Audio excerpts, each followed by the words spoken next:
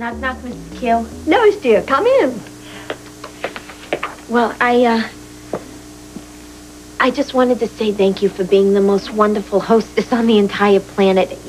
You made my folks feel so welcome, and I didn't even think that was going to be possible. Oh, you're so welcome, my darling. I'm glad everything went off well. And I enjoyed meeting them enormously. Do you realize they actually left here feeling happy about the wedding? Well, I know they had serious reservations about it. I'm glad we were able to dispel some of them. I'm just glad they're not actively opposing it anymore. Under the circumstances, that's a miracle. I hope it didn't put you out too much. Oh, don't be silly, dear. We adore company, and I love your parents. And Mr. Q? Well, couldn't you tell? He and your father got along famously. You know, Edward has an enormous respect for anyone who will put up with his bluster and give it right back to him. In the end, I think it was all worth it, don't you? Oh, you are so wise, Mrs. Q, and kind. Well, now, don't discount your mother. Gloria is as delightful and generous a person as she is a cook. I think I'm gonna cry. My two families are getting along so well. I have a prediction. This is going to be a smashing wedding, and you and Ned are going to make a perfect couple with a marriage full of love and lots of babies. Oh, well, we'll make it happen. But, you know, for the first time, I'm beginning to realize how hard it's going to be for him to balance his life at L&B and his life at ELQ. I believe I once told you that when Ned is determined to do something, it gets done. And anyone can see he's determined to make this marriage work. Yeah, but what about the rest of the stuff? The business stuff. Lois, dear, you come first to him, and you always will. Can he do it? I mean, can he hang on to Eddie Main and still be Ned Ashton? Just you watch. A wellness center here at GH? I think that's a fantastic idea, both for the hospital and for Monica. Yes, it is.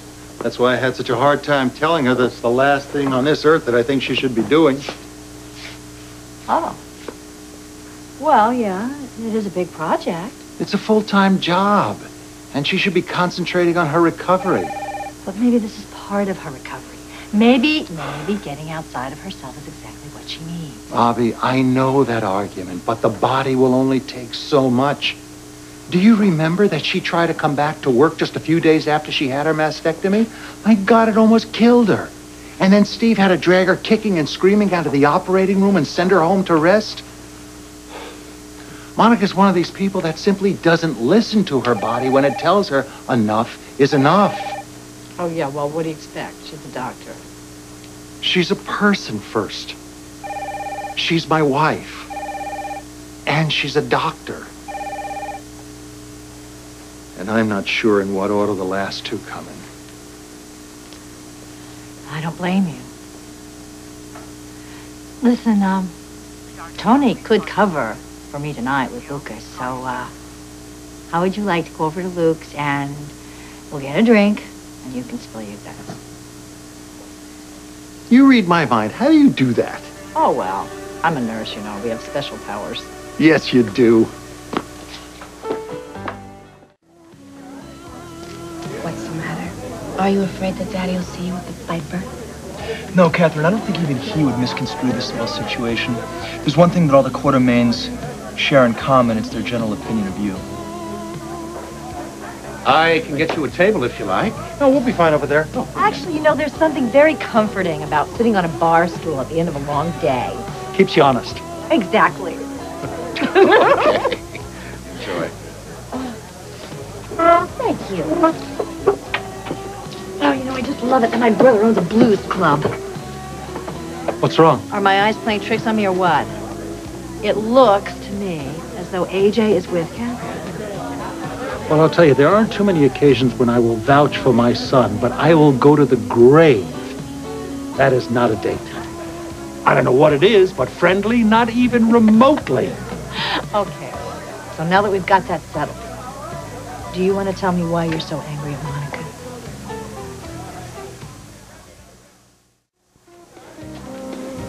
Thank Thank you. I'm not angry with Monica. Are you sure? Irritated maybe, but I'm not angry. Why? Because she's sick, Bobby. It's not right for me to be angry with her. Well, you can't censor your emotions. Maybe it would help to just get it all out. There's always a reason why we're not together. First thing, it was La Mesa. She felt she had to do this on her own and go away, and in the end, she was absolutely right. She did the right thing for her. And then it's Paige and Emily. She says she wants to bring them home, and she brings them home. And believe me, they're there, and they're first. And now she wants to form this wellness group. God, I must sound so incredibly selfish. No. What you sound like is though you feel pushed aside and left out. That about sums it up. Alan, do you honestly believe that Monica is doing all of these things to avoid you? Sometimes, Bobby, yes, I do. Well, then let's approach it from a less subjective point of view. You know, General Hospital can certainly use a wellness group. And who's more qualified to run it, both as a doctor and a patient, than Monica? No one? You can't argue that any focus on the future, whether it be through Paige and Emily or through a wellness group, is definitely a positive step for Monica. But is it too much? Forget about me for a moment. I mean, is all this frenzied activity, is it just obsession in disguise? So, Look, she has just beaten her own cancer, and now she's turning straight back around and wallowing in it. She hasn't even regained her strength, and she has decided to take on the responsibility of a dying woman and her pre-adolescent daughter. I gotta tell you something. The last thing on this earth that I want to do is live through anybody's adolescence again. And then there is this wellness group. I mean, where is she gonna fit me in, Bobby? Where? hey, you and Monica has survived a lot worse than baby schedule. But I can't compete, Bobby. You see, I've never had cancer. Alan, she needs you. She needs you now. She may not be able to show you or tell you, but she needs you by her side. Paige is on her side. She has two sides. Go around to the other one. And when she pushes me away again, who's going to be on my side? Me.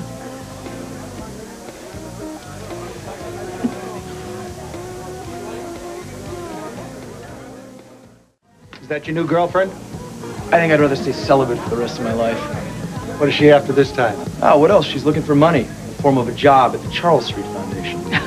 Oh, brother, the woman doesn't know when to give up, does she? I'll tell you, she is nothing if not relentless. All right, get this. Now she's got me fetching her drinks. Where is Reginald when you need him?